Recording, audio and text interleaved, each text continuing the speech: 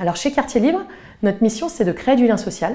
Pour ça, on a 2 activités principales. La première, c'est qu'on accompagne les professionnels de l'habitat à mettre plus de lien social dans leurs projets. Par exemple, à Lille, en ce moment, on travaille pour un bailleur social qui a un projet de rénovation urbaine sur une ancienne friche industrielle. Et par des sujets que sont la biodiversité ou la mobilité, par exemple, on va créer du lien social à travers des potagers partagés, à travers un espace de réparation de vélos solidaires. Voilà.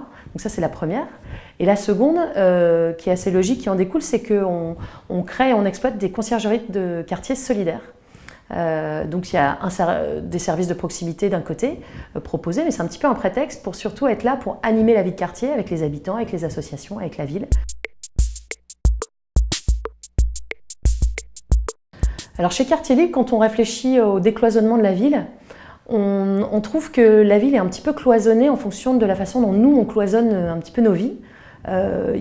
D'abord l'espace où on vit, l'habitat, le logement, et puis un deuxième espace principal que va être le travail où là on a nos activités. Voilà. Et entre les deux,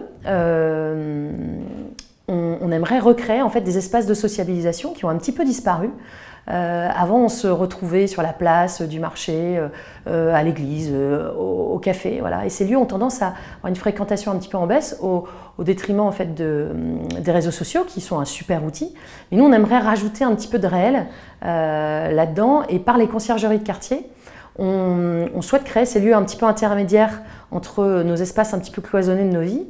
Et donc, c'est vraiment des espaces qu'on appelle tiers-lieux qui par certaines émulations, créent en fait des échanges. Donc nous, on est sur les lieux d'émulation sociaux, que sont les tiers-lieux sociaux, que sont les conciergeries de quartier.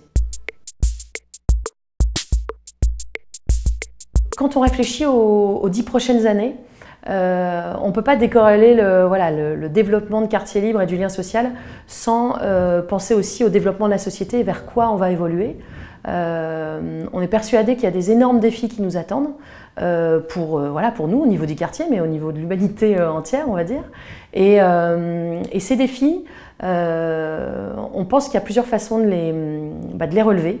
Il y a la thématique de la transition, il y a la thématique de la résilience. Et c'est des sujets qui vont demander beaucoup d'entraide.